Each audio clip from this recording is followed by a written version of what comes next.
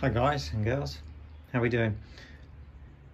I decided after doing a video looking at the luggage system for travelling to the Alps that actually I wasn't entirely happy. The Krieger luggage is fantastic, but I wasn't entirely happy with the way it fitted to the bike and travelling 1,500 miles in the rain and winds probably. So I started looking at other systems. So I ended up reviewing the Hepco system, which I've got here, which I've already built.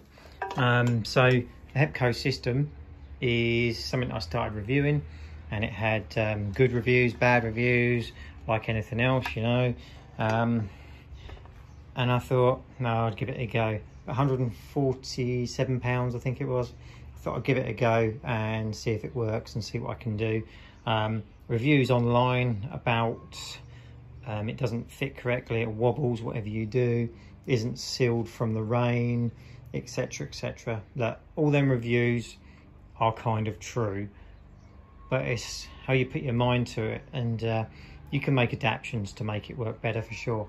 What I've done today is I have built the system, as you can see. So the system just builds up with the 4 bolts there, and it basically just gives you the system, a bit like the pillion seat or the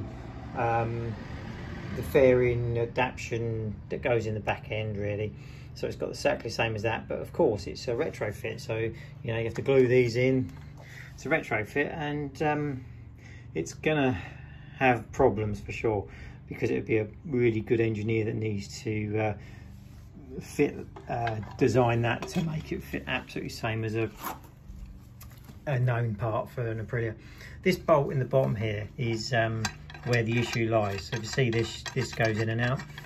So when you get the system, this bolt actually only goes in from here.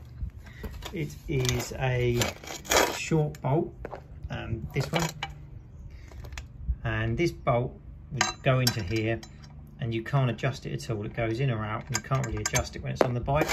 So it leaves the Hepco system like quite wobbly. So what I've done today is, so you can see it better, I've actually got a dome head screw. I've drilled through the top of the Hepco system, and I've put a dome head screw in, and I've got the dome head screw spot on length. So when the system's fitted and that screw is tightened up, the system is absolutely spot on tight. Didn't take me much, just had to strip it down, refit it, and just measure to length, and then get it on the system. But yeah, it took me an hour or so to measure up, do cut, and what I do with the bolt. But if I'll quickly show you on the bike. Just remove the back here off, and bearing in mind as well that fairing that I've just took off there doesn't even clip into here, and this is the main part really that holds that seat on. Sorry, the Hepco Sports rack on. So this will just go on, excuse me, when I'm putting this on, you have to get it spot on in the right place. Let me just put my camera in the holder a minute, just so I can get that on there to show you.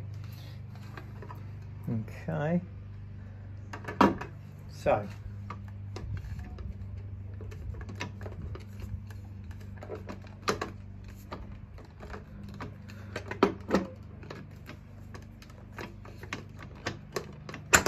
there you go. Sorry about that. Yeah, so you go. There lies the problem.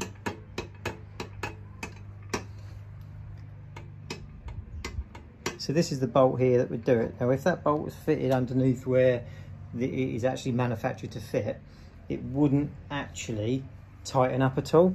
So you'd always have a bit of chatter there, which obviously isn't going to do your bike any good, and it isn't going to do, you know, it's going to be wobbly. It's not going to be good for your handling.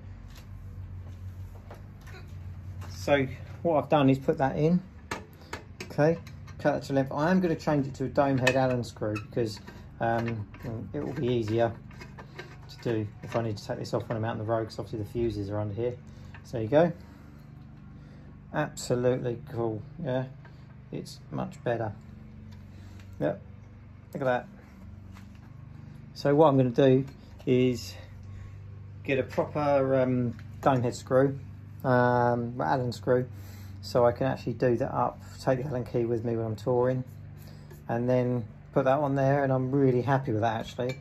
That fits really, really well. And I was just looking at it today thinking, like, I can't allow it to chatter like that, not on the framework, not on the, so I've got to get it done. So that's the adaptation if you're thinking of getting a Hepco. Read the reviews. You know, the reviews, people say, yeah, they're rubbish, they chatter, whatever you do with them. Well, that's a pure example that you can stop that chatter, and that is pretty good, isn't it? The only other issue that I think I'm going to have with this, and I need to look at this, and I'm not sure how I'm going to do it quite yet, is obviously this is the other review of it. It's, see it? It's all exposed underneath. So I've got some ideas that I'm going to look at to see what I can do.